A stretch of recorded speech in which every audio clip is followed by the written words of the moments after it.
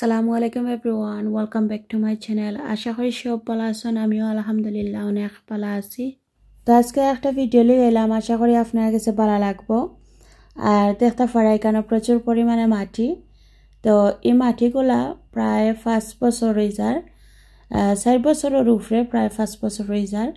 মাটিগুলা পুরানা, তো পুরানা মাটিরে আমি দিস ইয়ার সারা কি রোপণ করার লাগে মাটিগুলা রেডি করলাম। তো এই ভিডিওটা শেয়ার করার কারণ হয়েছে যারা নিউ গার্ডেনিং স্টার্ট করা, যদি আপনারা পুরানা মাটি থাকে আপনারা না ফেলাইয়া কিলাখান নতুন সারের মাটি রেডি করবা, ওটাও আমি আপনার লগে আজকে শেয়ার করবো, আশা করি ভালো লাগবো। তো দেখতে পারা এখানে আমি এরম কিছু কম্পোস্টও খাইতে পারেন। এটা সব গাছের যে 5 বছর ধরে ওরে কদু রইয়া খাইরাম, ওটা গাছের জ্বর ফল। তো আমার তো যেটা দেখতে পারা এটা হয়েছে গিয়ারে একটা সাইন, দেশে তো মানুষে বাঁশ দিয়ে সাইন মালাইন, আর এই দেশে কিনতে পাওয়া যায়। তো এটা অন্য সিস্টেমের, এটার নামটা কেটা এই মুহূর্তে আমার মনে হন না। তো এটা দিয়ে এখন মাটিগুলা চাকিয়া নিমো। আর আপনারা যদি কেউ সাইন এটা নিতা তাহলে আমাজনও পাইবা, আমাজনে অর্ডার করলে আপনারা পাইলেবা। তো দেখতে পারা মাটিগুলা আমি চাকিয়া নিলাম, আর এই মাটিগুলা প্রায় 4-5 দিন ধরে শুকানি ওর। তো এখন শুকাই গেছে, ভিজা আছিল মাটিগুলা। তো সবগুলারেও একটা পলিথিনের মাঝে ফেলাই আর শুকানি হয়েছে। তারপরে মাটিগুলা সব সকাল থেকেও শাখাওয়ার। তো দেখতে পারা কিছু জ্বর, তারপরে বাদা রুকর টুকরা, তারপরে ছোট ছোট ইটের টুকরা ওটা উঠে যাব। তো সবগুলা মাটি শাখা যে সময় শেষ হয়ে যাব, সব মাটির মাঝে সার মিক্স করা হইব। সার মিক্স করার পরে খদর লাগে, একে খদর গাছর লাগে, উড়ের গাছর লাগে, সব জাতর গাছ রোপণ করার লাগে রেডি করমু। তো আশা করি আপনারা আজকের ভিডিওটা দেখে ভালো পাইবা। আর আপনারা খেয়েও পুরানা মাটি ফালাইবা না, অনেকে পুরানা মাটি ফালাই দেন, গাছ উঠে না বা গাছ বড় হয় না, অনেক কমপ্লেন থাকে। তো আজকের এই ভিডিওটা দেখে আশা করি আপনার কাছে ভালো লাগবো, অনেকের হেল্প হইব। তো অনেকে কইতে পারেন মাটিগুলা চাখার কারণ কিতা, মাটি না চাকিয়া সার মিক্স করিয়া গাছ রোপণ করিলে তো ওই যাব। ঠিক আছে, আপনারা করতে পারবা, আমি কেনে করলাম তার কারণটা আমি কইব। তো মাটিগুলা চাখার একটাও কারণ যে এই মাটি তো পুরানা মাটি, আর মাটির মাঝে অনেক কাদা কাদা গাছের জোর জমি থাকছে। তো মাটি চাকিয়া নিলে খুব সুন্দর মাটিগুলা ময়শ্চারাইজ হয়ে যাব। দেন আমি যখন সার মিক্স করিয়া ছোটো ছোটো সারা আইনা রোপণ করমু, সারাগুলার যে শিকড়টা খুব তাড়াতাড়ি নিচে দিয়ে যাইবগে, গাছগুলা খুব তাড়াতাড়ি বড় হয়ে যাব। এর কারণে আমি মাটিগুলা চাকিয়া নিছি।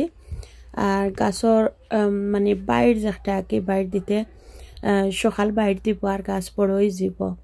তো আপনারা ওলাখান করবা, করলে আপনারা বুঝতে পারবা যে মাটিগুলা চাকিয়া নিলে কতটুকু উপকার গাছর লাগে আর কি।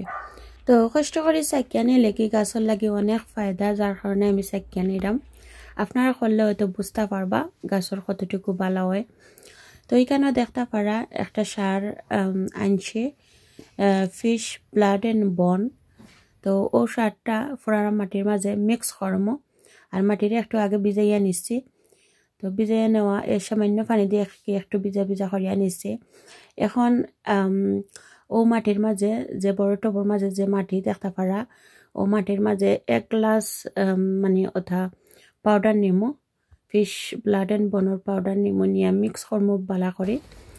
তো এই সারটা মিক্স করলে আপনারা বুঝা মিক্স করবা কতটা মাটির মাঝে আপনারা মিক্স করতা, একটু বুঝিয়াকে মিক্স করবা।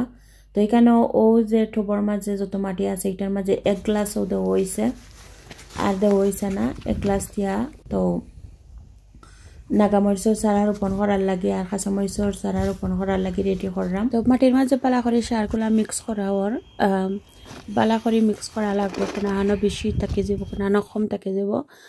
তো বালা করে দুই করি আমাকে মিক্স করা লাগবো। আর আমার যে কিনেও সব নাগামরিচর গাছ আর কাঁচামরিচর গাছ নিছিলাম।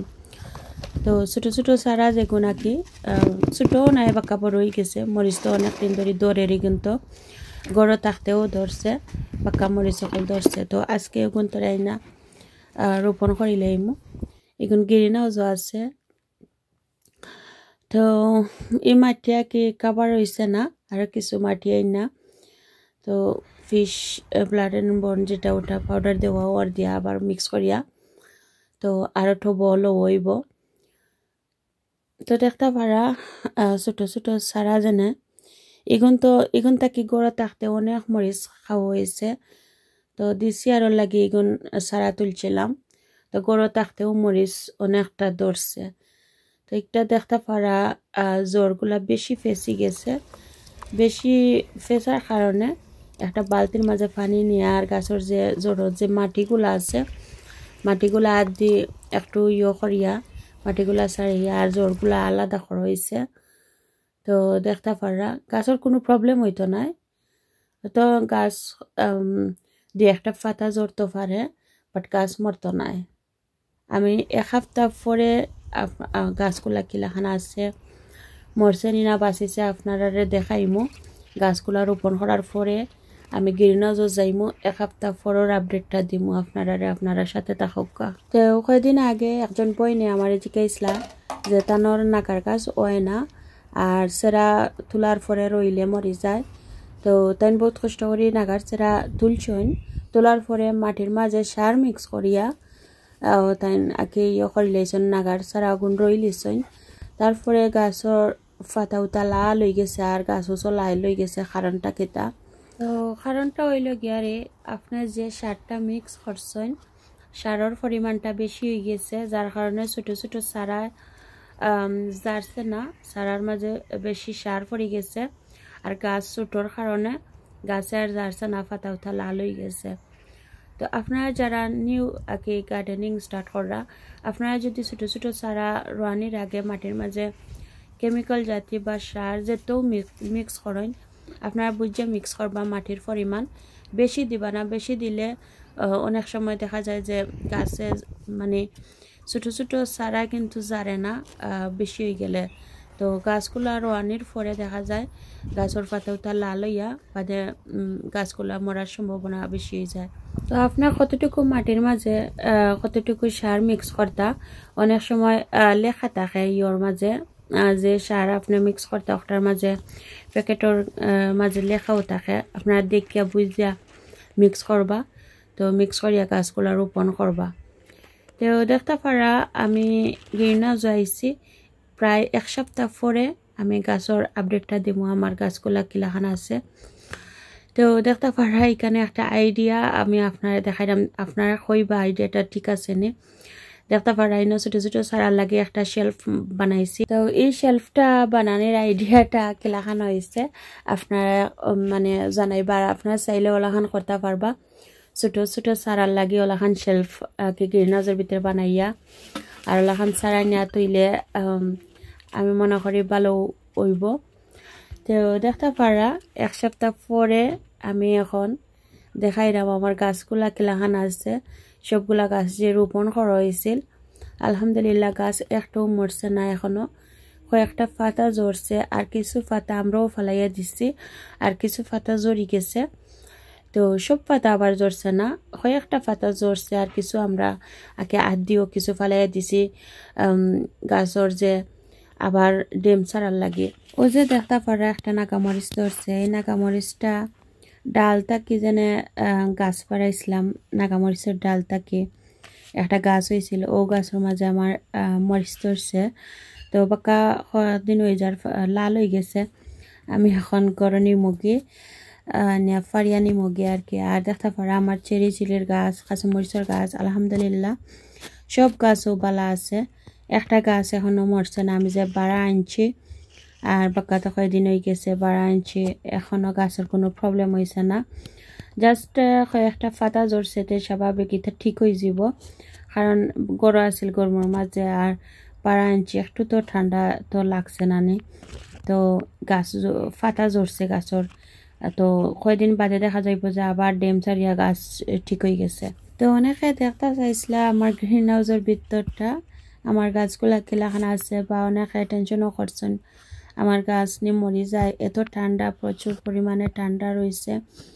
তো বারাজে নিলাম গিয়ে আমি সাহস করিয়া গাছগুলাকে লাগানো আছে। তো আশা করি দেখতে পারছেন গাছ ভালো আছে, পাতাগুলা কয়েকটা জড়ছে আর কিছু হইছে না গাছর। তো গাছর লাগে একটা ফ্যানও ফিট করছি। ফ্যান ফিট করার কারণ আমি অন্য দিন হয়তো আপনারা কইম, আজকে ভিডিওটা বেশি লম্বা হয়ে যাব। তো আজকের ভিডিওটা আর বেশি লম্বা করাম না। আপনারা যারা আমার সাবস্ক্রাইব করছেন না, প্লিজ সাবস্ক্রাইব করিয়ে নিবা আর আমার ভিডিওটা বেশি বেশি করে শেয়ার করবা। আর সব ভালো থাকবা, সুস্থ থাকবা, দোয়া করবা। Thank you for watching. আল্লাহ হাফেজ।